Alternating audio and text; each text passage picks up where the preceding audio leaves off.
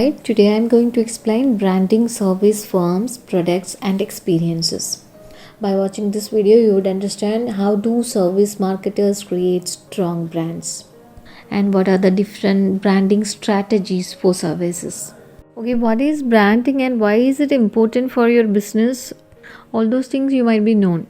As per Cambridge Dictionary definition, branding is the act of giving a company a particular design or symbol in order to advertise its products and services. But here I am going to explain about the branding of services, which is a relevant topic from service quality management. Branding plays an important role in services. And strong brands enable customers to better visualize and understand intangible products. They reduce customers' perceived monetary, social, or safety risk in buying services, which are difficult to evaluate prior to purchase. In our previous video, we discussed the characteristics of services. So you might be heard that one of the special characteristics of services is intangibility. It is difficult to evaluate prior to purchase. Branding can be employed at both the corporate and product levels by almost any service business. Corporate branding is the practice of promoting the brand name of a corporate entity as opposed to specific products or services. It is much broader than a product brand. So this term corporate branding, it refers the exercise of promoting the brand name that is attached to a corporate entity. Next is product level branding. Here branding individual service products helps to differentiate one bundle of output from another. We can take an example of Banyan Tree Hotels and Resorts.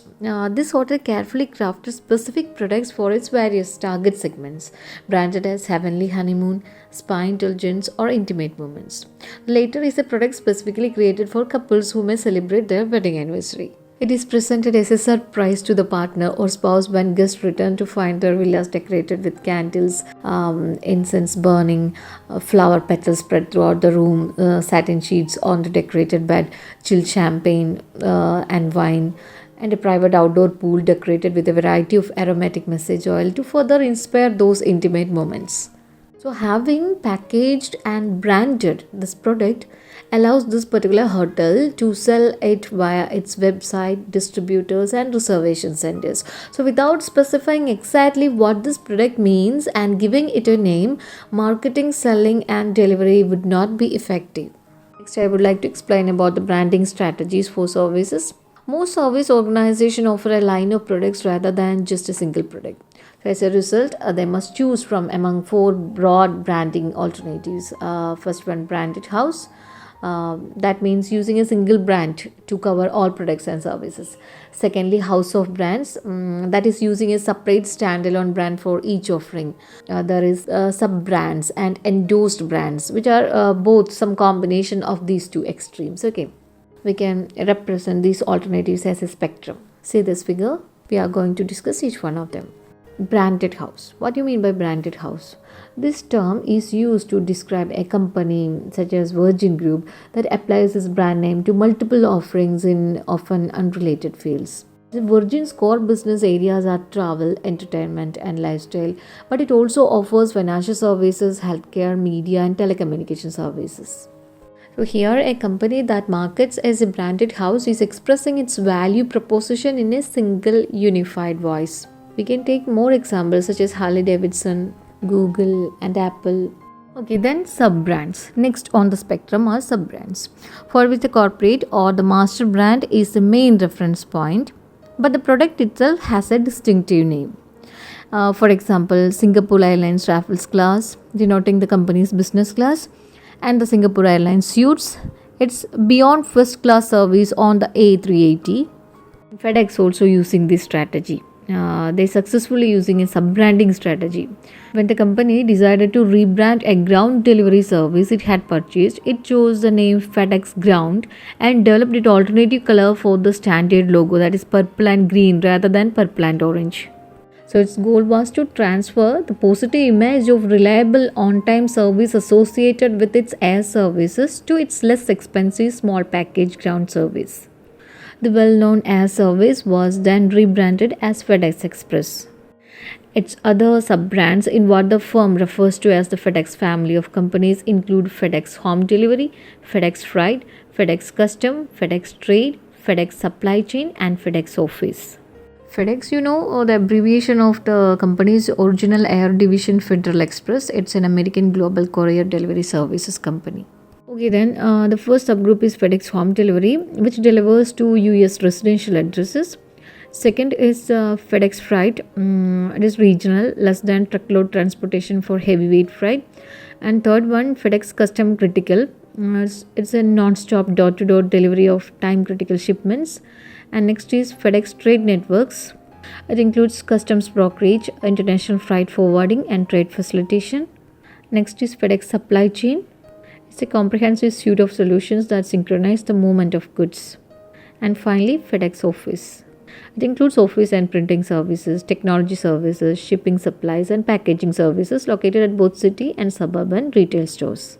Next is endorsed brands. For endorsed brands, the product brand dominates, but the corporate name is still featured. Many hotel companies use this approach. They offer a family of substandards and endorsed brands. For instance, Intercontinental Hotel Group in itself is well known. However, its products brands are dominant. They include the Intercontinental Hotels and Resorts, the Crown Plaza Hotels and Resorts, Hotel Indigo, Holiday Inn Club Vacations, Holiday Inn Resort, Holiday Inn Express, Staybridge Suites, Candlewood Suites, Even Hotels, and Halux, and its loyalty program IHG Rewards Club. For a multi-brand strategy to succeed, each brand must promise a distinctive value proposition targeted at a different customer segment. It's important to note that in some instances, segmentation is situation-based. That is, the same individual may have different needs. That is, their willingness to pay, their needs are different under different circumstances, such as when traveling with family or traveling on business. So, a multi-brand strategy is aimed at encouraging customers to continue buying from within the brand family. Loyalty programs are often used to encourage this, whereby loyalty points are collected in one sub-brand when on business travel, but are then redeemed through another brand on leisure trips. Okay. Finally, house of brands. At the far end of the spectrum is the house of brands strategy. A good service example is Yum Brands. Yum Brands has nearly 43,000 restaurants in more than 130 countries and territories, with revenue of more than $13 billion in 2015.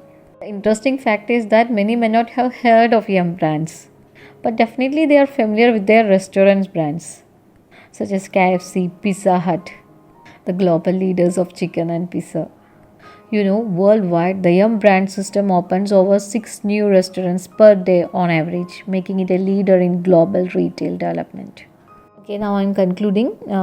Firms can use a variety of branding strategies, including branded house, that is applying a brand to multiple, often unrelated services.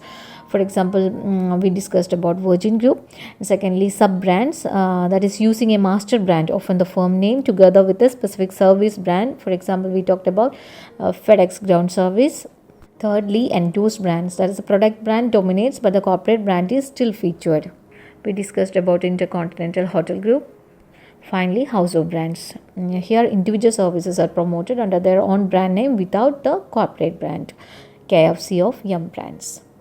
So these are the branding strategies for services which I want to discuss in this video. So that's all for today. Thank you for watching.